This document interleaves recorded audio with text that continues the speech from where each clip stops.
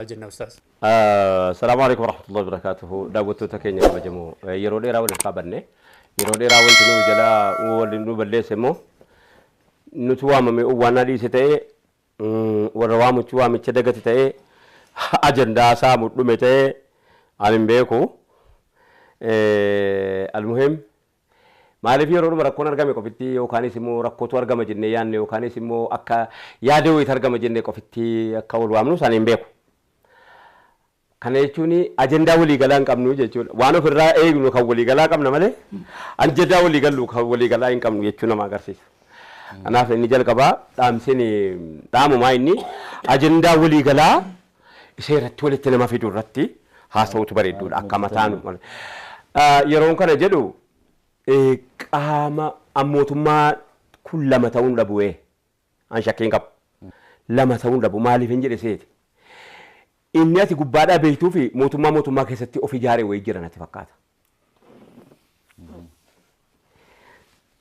Malee mootummaan inni sa'aatii kana ajendaan mootummaan inni ofirraa akka qabu kan nu dhageenye ajendaa Abbaay kan uummanni Masrii akkamitti jirri kun nagaa ta'e bulaa jedhee Eertiraa wajjin walii galee qophaa'aa jiru kan.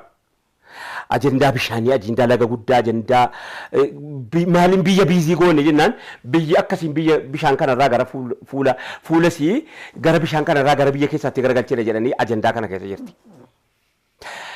Akka lammaffaatti immoo hulaa karaa baanu hin qabnu nama karaa ba'u qabu barri banatee qaba hulaa karaa bakkeetti gabbaanu hin qabnu hulaa kana immoo zulmiidhaan fudhatamnee jennaan wallaahi hulattii kana wajjiniin iyyee saaqan akka taane.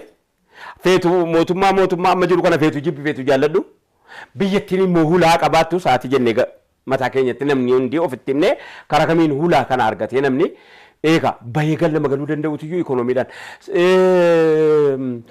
ajandaan mootummaa keessa mootummaa jira yoollee dhiibbaan alaa akka fedhellee ta'e amma fedhellee ta'e akka fedhellee ta'e akka biyya keessaatti immoo bifuma waliigalaatti wanni nuti haajomnu kan mootummaa nuu qabu nageenya. Wanni nuti haajomnu irra guddaan irra nuti gatiidhaan itti kaffalleen arganne nageenya. Maaliif jettee yoo isin jettanii waggaa 40 wayii naannoo ollaa keenya gaa maqaa dhoomna gaa Somaaliin takka takkitti mootummaa sin qabdu. Nageenyi maaltu amanama gaa biyyi gandaanii sadachinii fi anniyyanii fi ituunii fi maaloo wal ijaareetii qophaan ofumaa isaatii mootii ta'e taa'aa jira. Innaatiin fuullee isa kana mootummaa taasisuudhaa badaa yaalii godhame yookaan immoo nagaa taasisuun hin barbaadamne. Giroodha kan waan jedhi ta'e godheef yookaan hin barbaadamne yookaan immoo akkuma kanatti jala dhiisanii jedhanii muxuqennaa jedhoo godhanii jedhanii lafa keenya kana shakkiin hin qabu maalitti fakkaate biyyi kun keessa nagaa ta'uu kan hin barbaadamneef. Biyya keenya waggaa 30 asiyyi madaabaraa barsiifne biyya keenya. Haasaa daluudhaan. Madaabaraa waggaa 30 madaabaraa biyya barsiifne xaa'oo duraan lafa duraan nuu kennu kana duraan dhorkanne jechuudha. Amma sanyii alaa kajeella. Madaabaraa alaa kajeella. Biyya ofii keenyaaf muka biyya keessa jiru muka biyyaa onsine muka alaatiin eegganna. Madaabara alaatiin eegganna. Gatii biyya keenyaa gatii nadaa jirjara nuu baasa. Gatii jireenya jaratu tarii beeksisaan nutti kennaa jira ta'es ani hin beeku botolikaas hin beeku garuu wal qabataa dhaalaataa si jettu shakkiin qaba. Tokko jedhi akkanaa sunatti naa qabe. Biyya keessatti mootummaa keessa mootummaa jira maaliif jettee yoo sinaan jettanii maaliif boo elaa lafuma abbaa nagaa namni ka'ee biyya mootummaa qabdu biyya naannoo islaamaa keessatti jimmaan keessatti waan ta'e dabre akka waan ajandaanuu gurguddaa kana nu kaafne hin fakkaatu. Inni nu mootummaarraa miidiyaarraa dhagee jiru ajandaa gurguddaan inni ka'e kan hawaasni hundi bira dhaabbatee biyyi hundi guutuu wajjin dhaabbatee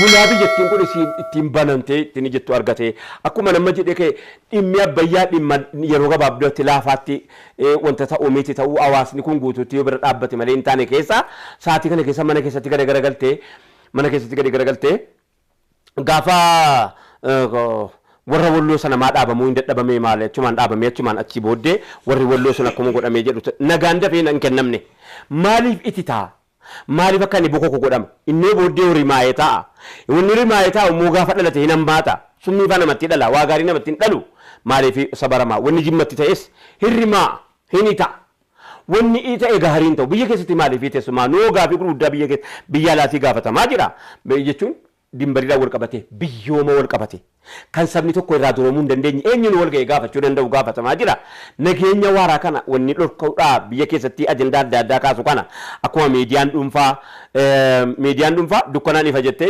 ifaan dukkana jedhaa jirti miidiyaan warra keessatti karaa kaabarraa kanarraa gadi madduga uuma gudii gad dhangalaasaa wal akkana mukkanaa miti sa'aatii akkanaa keessa ajandaa fuudhanii idaa kana saasaa jedhanii as kennuu hin fakkaatu akki dafanii furmaatatti kennuun utuu danda'amu tursiisanii kaanii ammoo baajetiitti baasanii walgahii araara jedhanii qopheessuurra ganamuma jalqabanii bishaanitti naqanii dhaamsuun hin danda'amu.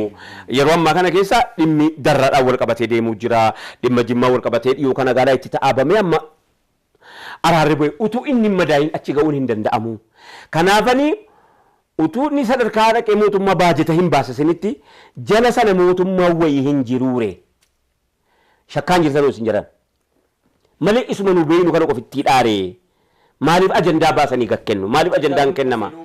Nageenya hoo barbaanna? Waa hunda caala nageenyatti nuti itti haajomaa bar nageenya. Tokko lammaffaa immoo jara na masjiida kana silaa mootummaatu ijaaruu qaba akka hawaan isiin of keessaa qabduutiin. Maaliif hin jedhe seeti? Akkitti namni nama miidhe maal akka ta'u masjiida keessaa dhageenye. Namni nama hate maal akka ta'e hanna sadarkaa isiin fokkiftu. Hammeenya sadarkaa isiin taate masjiida keessatti dhageenye. Akkanatti tolchamnee gabbaanee bara. Sigalee dubbiin. Namni bultiin mana keessatti guddifannaa ilmaanii masjiida dhageenye. Naamusa ganama haati ilmaan tolchuu masjiida keessaa dhageenye. Masjiidatu kan nutti kennee jennaan fuunee gallee edaa dubbiin dhugaadha. Ilmoo keenya irratti agarre ilmaan irratti agarre namaan nagaa ta'uun ollaan nagaa ta'uun amantiiwwan biraatii wajjin nagaa ta'uun abbaa wajjin nagaa ta'uun maaloo wajjin nagaa ta'uun kan ammoo warri amantii hin qabne maal akka hojjete kunoo akkatti hadhaa maqaa dhoomna Awurooppaan fi Ameerikaanitti jiranu jarri eddee gaan sanatti nu waamaa jiranii quba qabadhaa. Eessa eddee jarri gaanii haasa'uun nan barbaachisa.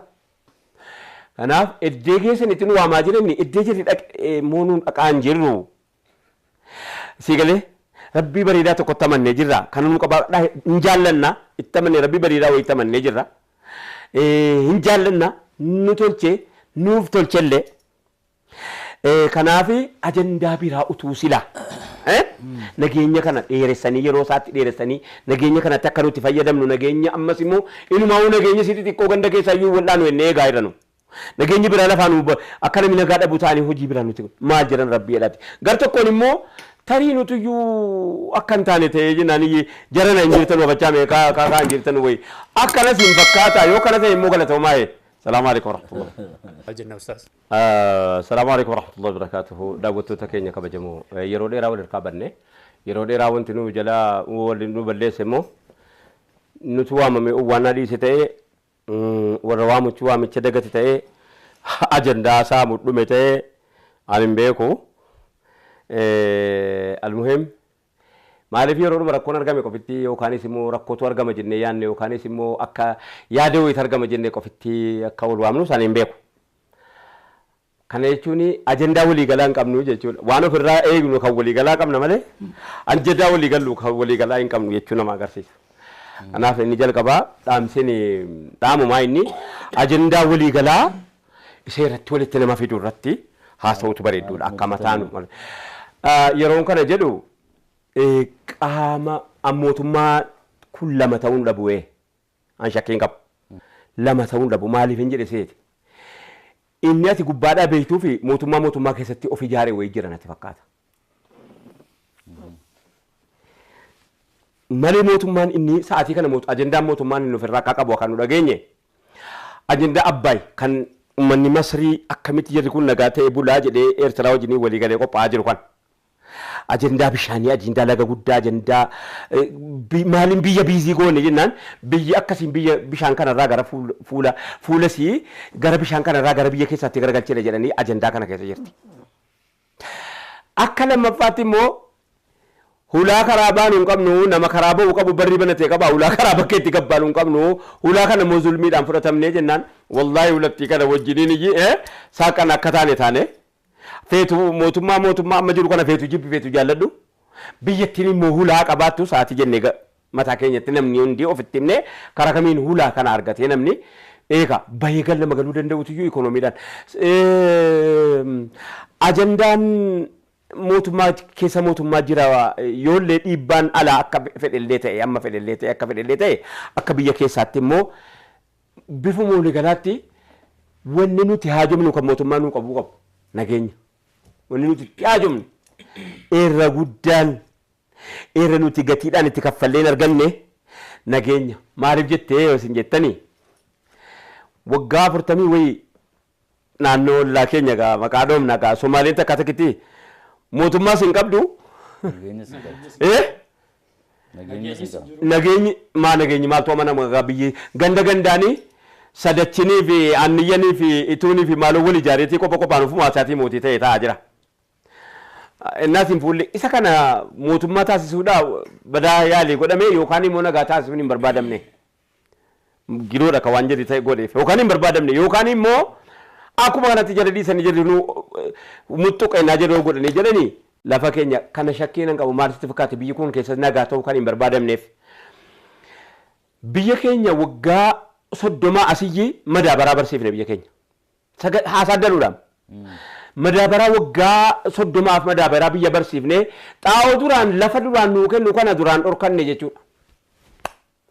Amma sanyii alaa kajeella madaabaraa alaa kajeella biyya ofii keenyaaf muka biyya keessa jiru muka biyyaa oolchine muka alaatiin eegganna madaabara alaatiin eegganna gatii biyya keenyaa gatii nadaa jirjara nuu baasa gatii jireenya jaratu tarii beeksisaa nutti kennaa jira ta'es ani hin beeku botolikaas hin beeku garuu wal qabataa dhaalaataa si jettu shakkiin qaba tokko jedhi kanaa sunatti naa qabe biyya keessatti mootummaa keessa mootummaa jira maaliif jettee yoo sinaan jettanii maaliif boo elaa lafuma abbaa nagaa namni ka'ee biyya mootummaa qabdu biyya naannoon islaamaa keessatti jimmaan keessatti waan ta'e dabre akka waan ajandaanuu gurguddaa kana nu kaafne hin fakkaatu. Inni nu mootummaarraa miidiyaarraa dhaga'ee jiru ajandaa gurguddaan inni ka'e kan hawaasni hundi bira dhaabbate biyyi hundi guutuu wajjin dhaabbate hulaa biyyattiin kun ittiin banamtee ittiin jettu argate akkuma nama jedhee ka'e dhimmi abbayyaa dhimma yeroo gabaabdatti laafaatti wanta ta'uu miti ta'uu hawaasni kun guutuutti yoo bira dhaabbate malee hin taane keessa sa'aatii kana keessa mana keessatti gadi garagaltee gaafa warra walloo sana maa dhaabamuu hin dadhabamee maali achumaan dhaabamee achumaan achi booddee warri walloo sun akkuma godhamee jedhu nagaan dafee hin kennamne maaliif itti ta'a maaliif akka inni bokoko godhama inni booddee horii maayee ta'a inni rimaayee ta'a immoo gaafa dhalate hin hambaata summii faa namatti dhala waa gaarii namatti hin dhalu maaliif sabaramaa wanni jimmatti ta'es hirrimaa hin ta'a. Wanni ita ega hariin ta'u biyya keessatti maaliif teessumaa noo gaafii gurguddaa biyya alaatii gaafatamaa jira jechuun dimbariidhaan wal qabate biyyooma wal qabate kan sabni tokko irraa duroomuu hin dandeenye eenyuun wal ga'e gaafachuu danda'u gaafatamaa jira nageenya waaraa kana wanni dhorkaudhaa biyya keessatti ajandaa adda addaa kaasu kana akkuma miidiyaan dhuunfaa dukkanaan ifa jettee ifaan dukkana jedhaa jirti miidiyaan warra keessatti karaa kaabarraa kana laa gadi madduga wama gudii gad dhangalaasaa wal akkana mukkanaa miti. Sa'aatii akkanaa keessa ajandaa fuudhanii ilaa kana saasaa jedhanii as kennuu hin fakkaatu akki dafanii furmaatatti kennuu nutu danda'amu tursiisanii kaanii ammoo baajetiitti baasanii walgahii araaraa jedhanii qopheessuurra ganamuma jalqabanii bishaanitti naqanii dhaamsuun hin danda'amu. Yeroo ammaa kana keessa dhimmi darraadhaan wal qabatee deemuu jira dhimma jimmaa wal qabatee dhiyoo kana gaalaa itti ta'aabamee amma araarri bu'e utuu inni madaayin achi ga'uun hin danda'amu. Kanaafanii utuu inni sadarkaa dhaqee mootummaa baajeta hin baasisinitti jala sana mootummaa wayii hin jiruure. Shakkaan jirtan isin jedhan. Malee isuma nu beeynu kana qofitti dhaare. Maaliif ajandaa baasanii gakkennu? Maaliif ajandaan kennama? Nageenya hoo barbaanna? Waa hunda caala nageenyatti nuti itti haajomaa bar nageenya. Tokko lammaffaa immoo jala nama masjiida kan silaa mootummaatu ijaaruu qaba akka hawaan isiin of keessaa qabduutiin. Maaliif hin jedhe seeti? Akkitti namni nama miidhe maal akka ta'u masjiida keessaa dhageenye. Namni nama hate maal akka ta'e hanna sadarkaa isiin fokkiftu. Hammeenya sadarkaa isiin taate masjiida keessatti dhageenye. Akkanatti tolchamnee gabbaanee bara. Sigaleera dubbiin. Namni bultiin mana keessatti guddifannaa ilmaanii masjiida dhageenye. Naamusa ganama haati ilmaa tolchuu masjiida keessaa dhageenye. masjiidatu kan nutti kennee jennaan fuunee gallee edaa dubbiin dhugaadha ilmoo keenya irratti agarre ilmaan irratti agarre namaan nagaa ta'uun ollaan nagaa ta'uun amantiiwwan biraatii wajjin nagaa ta'uun abbaa wajjin nagaa ta'uun maaloo wajjin nagaa ta'uun kan ammoo warri amantii hin qabne maal akka hojjete kunoo akkatti hadhaa maqaa dhoomna Awurooppaaniif Ameerikaanitti jedhanu jarri deegaan sanatiin waamaa jiranii quba qabadhaa eessa jarri gaanii haasa'uun nan barbaachisa. Kanaaf iddee keessanitti nu waamaa jirani iddee jirri moonuun dhaqaan jirru siigalee rabbii bareedaa tokkotti amannee jirra kan nu qabaadhaa hin jaallanna itti amannee rabbii bareedaa wayitti amannee jirra hin jaallanna nu tolchee nuuf tolchellee kanaaf ajandaa biraa utuu sila nageenya kana dheeressanii yeroo isaatti dheeressanii nageenya kanatti akka nuti fayyadamnu nageenya ammas immoo inumaa'uu nageenya sitti xiqqoo ganda keessaa iyyuu wal'aanu ennee eegaa jiranu. Nageenyi biraa lafaan akka namni nagaa dhabu ta'anii hojii biraa nuti maal jiran rabbii jedhati. Gar tokkoon immoo tarii nuti iyyuu akka hin taane ta'ee jennaan jarana hin jirtan wabachaa meeqaa hin jirtan wayi akkanas hin fakkaata yoo kana ta'e immoo galatoomaa. Salaamu alaikum warahmatullahi.